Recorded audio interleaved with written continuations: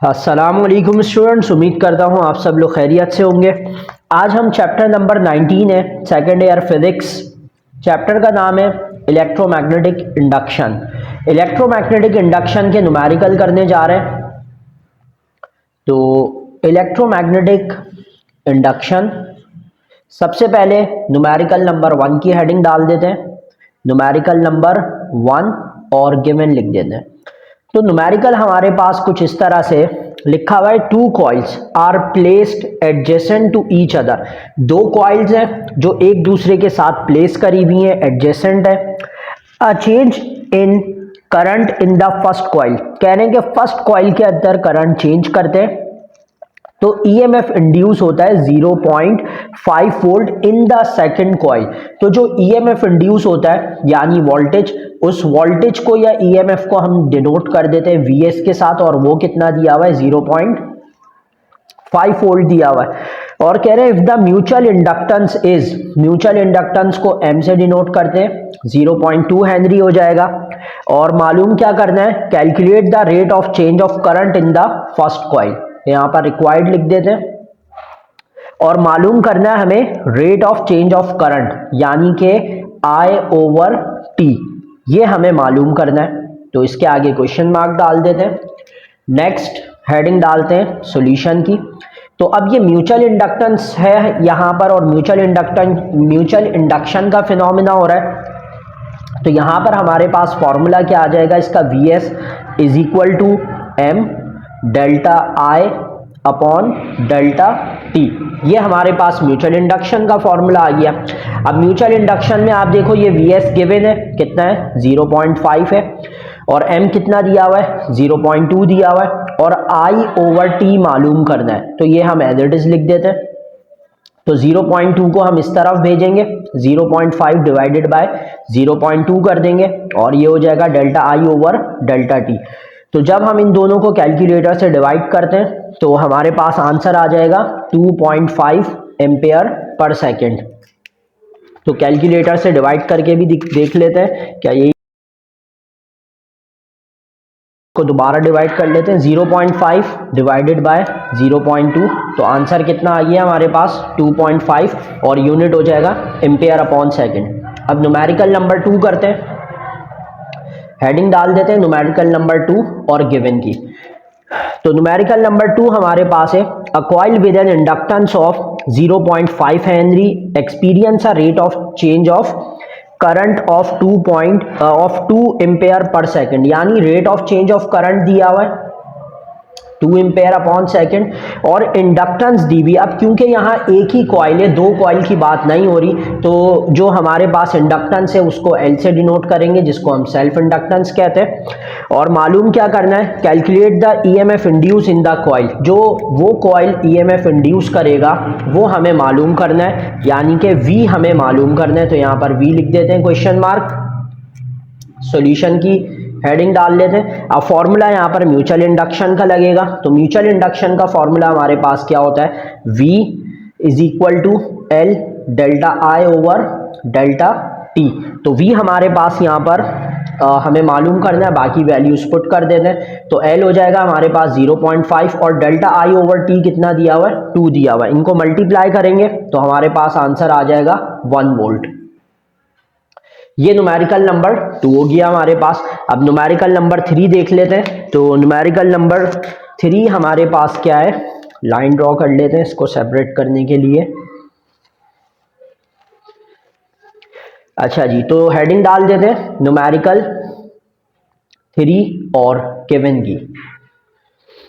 तो लिखा हुआ है, two coils are placed close to each other. अब देखो दो कॉइल की बात हो रही है, तो इसका मतलब ये है कि ये फिनोमिना म्यूचुअल इंडक्शन का है। If a change in current, change in current दिया हुआ है, और चेंज इन करंट को डिनोट करते हैं आई ओवर डेल्टा टी से।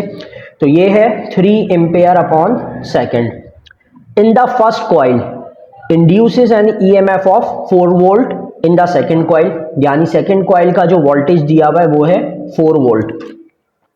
और मालूम करना है म्यूचुअल इंडक्टेंस, यानी ये फर्स्ट वाले की तरह है हमारे पास, लेकिन फर्क ये है कि वहां पर म्यूचुअल इंडक्टेंस हमें गिवन था और यहाँ पर हमें रिक्वायर्ड है। तो फॉर्मूला वही न्यूमेरिकल नंबर 1 वाला लगेगा, यानी Vs is equal to m और delta I over delta t। तो Vs हमारे पास 4 वोल्ट है, m मालूम करना है, I ओवर t कितना दिया हुआ है 3, तो 4 डिवाइडेड बाय 3 कर देंगे और 4 डिवाइडेड बाय 3 करेंगे तो हमारे पास आंसर कितना हो जाएगा 4 डिवाइडेड बाय 3, तो यह आ जाएगा 1.333।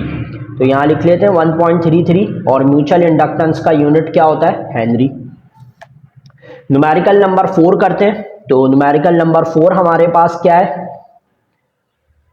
न्यूमेरिकल नंबर 4 में कह रहे हैं a transformer has 200 turns in primary coil. तो आपको पता है प्राइमरी कॉइल के जो टन्स होते हैं उसको हम डिनोट करते हैं NP के साथ, और वो कितने दिए हुए 200 टन्स दिए हुए, और आगे लिखा हुआ है and 400 turns in the secondary coil, यानी NS 400 टन्स जो है वो सेकेंडरी कॉइल के दिए हुए। और कह रहे हैं if the primary voltage is, यानी VP प्राइमरी कॉइल का वोल्टेज दिया हुआ है 120 वोल्ट और हमें रिक्वायर्ड है सेकेंडरी कॉइल का वोल्टेज। तो सेकेंडरी कॉइल के वोल्टेज को हम किससे डिनोट करेंगे, VS के साथ डिनोट करेंगे। और नेक्स्ट हेडिंग डाल लेते हैं सॉल्यूशन की। तो अब ये ट्रांसफॉर्मर वाला केस है, तो यहाँ पर फॉर्मूला भी किसका लगेगा, ट्रांसफॉर्मर का लगेगा। ट्रांसफॉर्मर का फॉर्मूला क्या होता है, VS अपॉन VP और NS अपॉन NP। तो सारी चीजें गिवन है, एक अननोन है, वैल्यू पुट करके सिंपल आंसर निकाल लेंगे। VS रिक्वायर्ड है तो VS एज इट इज लिख लेंगे, VP की जगह 120 वोल्ट और NS की जगह 400 और NP की जगह 200। तो सिंपल इस 1 2 को हम वहां पर 120 को वहां मल्टीप्लाई कर देते हैं, तो 400 मल्टीप्लाई बाय 120 डिवाइडेड बाय 200। तो अब इसको सॉल्व कर लेते हैं।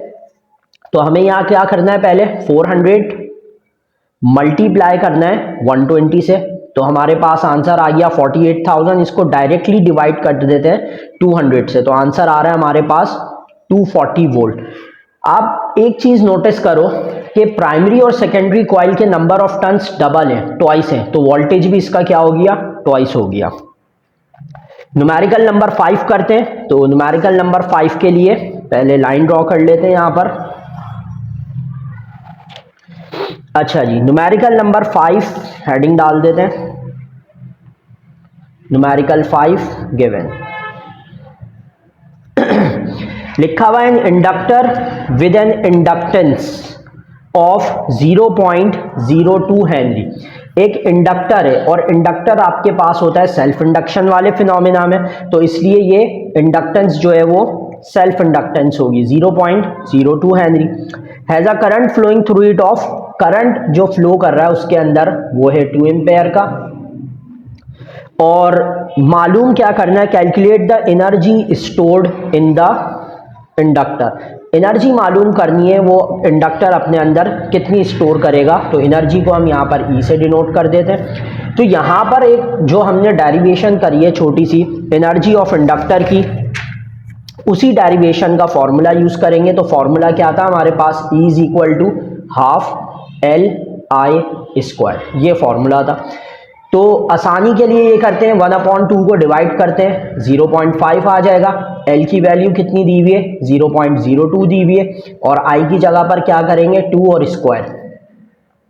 तो सॉल्व कैसे करते हैं, 0.5 और 0.02 को मल्टीप्लाई कर देते हैं और 2 का स्क्वायर 4 हो जाएगा।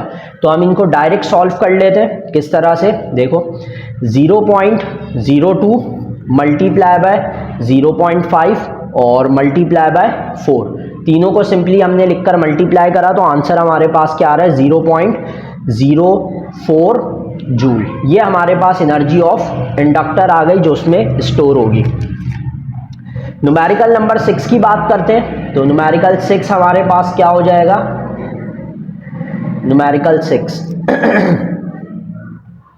अच्छा जी, तो न्यूमेरिकल 6 में कह रहे हैं a coil stores energy in form of electric potential energy, यानी अब हमें एनर्जी गिवन है और वो कितनी दी हुई है 0.2 जूल एनर्जी हमें दी हुई है। When it carries a current of, current कितना दिया हुआ है 2 एम्पेयर दिया हुआ है, और रिक्वायर्ड है इंडक्टेंस ऑफ कॉइल, तो रिक्वायर्ड और सॉल्यूशन की हेडिंग डाल देते हैं। रिक्वायर्ड इंडक्टेंस यानी एल, वही फॉर्मूला लगेगा जो न्यूमेरिकल नंबर 5 में यूज करा है, हाफ एल आई स्क्वायर। तो ई हमारे पास कितना दिया हुआ है 0.2, इस 2 को यहाँ मल्टीप्लाई कर देंगे और एल हमें मालूम करना है और आई की वैल्यू 2 का स्क्वायर।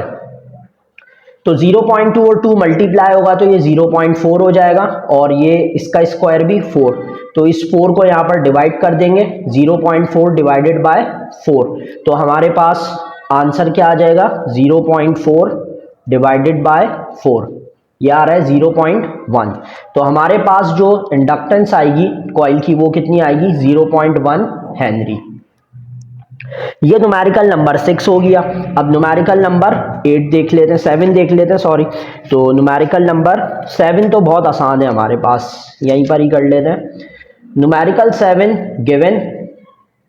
अब गिवन में क्या क्या बोला हुआ है, N AC generator produces N alternating current with a maximum voltage of, maximum voltage को वी नॉट से डिनोट करते हैं और ये हो जाएगा 240 वोल्ट। इफ द फ्रीक्वेंसी आपको दी हुई है 50 हर्ट्ज, अच्छा जी, और रिक्वायर्ड क्या है यहाँ पर 50 हर्ट्ज।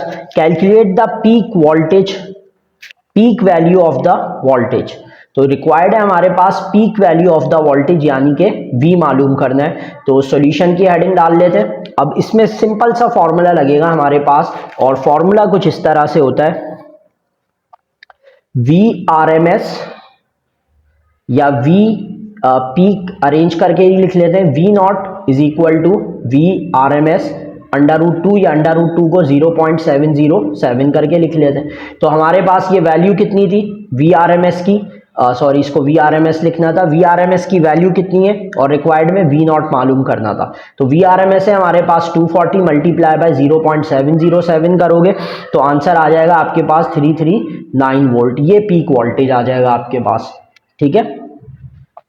दरअसल इन्होंने वोल्टेज की मैक्सिमम वैल्यू दी हुई और मैक्सिमम और पीक में यही फर्क होता है कि पीक को हम नॉट के साथ लिखते हैं और मैक्सिमम जो है वो आरएमएस वैल्यू भी हमारे पास हो सकती है या एवरेज भी हो सकता है हमारे पास। अच्छा जी, अब करते हैं न्यूमेरिकल नंबर 8। तो न्यूमेरिकल नंबर 8 देखते हैं। न्यूमेरिकल 8 भी हमारे पास ट्रांसफार्मर का है। न्यूमेरिकल 8 हेडिंग डाल लेते हैं गिवन की। लिखा हुआ है transformer has 1000 turns in its primary coil, यानी ट्रांसफार्मर है उसके जो number of turns in primary coil है वो है 1000 turns and 200 turns in secondary coil. NS में दिए हुए हैं आपको 200 टर्न्स। प्राइमरी वोल्टेज दिया हुआ है आपको 120 वोल्ट और आपको कैलकुलेट करना है सेकेंडरी वोल्टेज। तो यहाँ हेडिंग डाल देते हैं रिक्वायर्ड और सोल्यूशन की। तो primary voltage secondary voltage calculate करना है, फॉर्मूला वही यूज करेंगे जो हमने यहाँ पर यूज करा था न्यूमेरिकल नंबर 4 में, VS upon VP NS upon NP, और सॉल्व भी उसी तरीके से करेंगे। VS NS की वैल्यू रख लेते हैं 200 और जो VP की वैल्यू है 120 वो इसी तरफ आकर मल्टीप्लाई कर देंगे और NP की वैल्यू हमारे पास हो जाएगी 1000 टन्स। तो VS कितना आता है देख लेते हैं कैलकुलेट करके।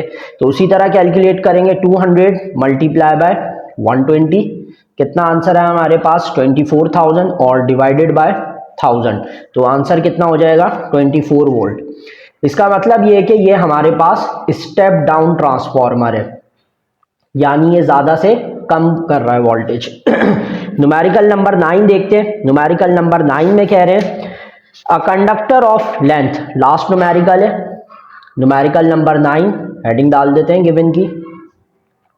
लिखा हुआ है कंडक्टर ऑफ लेंथ 0.4 एक लेंथ ऑफ कंडक्टर दिया हुआ है हमें 0.4 metre. Moves at a velocity दी हुई है 5 मीटर पर second, perpendicular to magnetic field 0.3 tesla. Magnetic field को B से डिनोट करते हैं। Calculate the motional EMF induce in the conductor, तो रिक्वायर्ड के अंदर हम लिख लेते हैं मोशनल EMF यानी कि वोल्टेज हमें कैलकुलेट करना है। सॉल्यूशन परपेंडिकुलर होने की वजह से यहाँ पर थीटा हमारे पास कितना हो जाएगा 90 डिग्री हो जाएगा। अब सॉल्यूशन में फॉर्मूला लिख लेते हैं इसका, capital V voltage, small v velocity, B L sine theta. सारी चीज़ें गिवन है, वैल्यू पुट करेंगे आंसर आ जाएगा। तो वी हमारे पास कितना है 5 और बी कितना है 0.3, एल कितना है 0.4 और साइन 90 डिग्री। साइन 90 1 होता है और इन तीनों को हम आपस में मल्टीप्लाई कर लेंगे। तो 5 मल्टीप्लाई 0.3 और मल्टीप्लाई बाय 0.4, तो ये हमारे पास कितना आ जाएगा 0.6 वोल्ट। तो ये चैप्टर नंबर 5 के न्यूमेरिकल्स थे। बहुत जल्द नेक्स्ट वीडियो में मिलते हैं। अपना ख्याल रखिएगा। अल्लाह हाफिज़।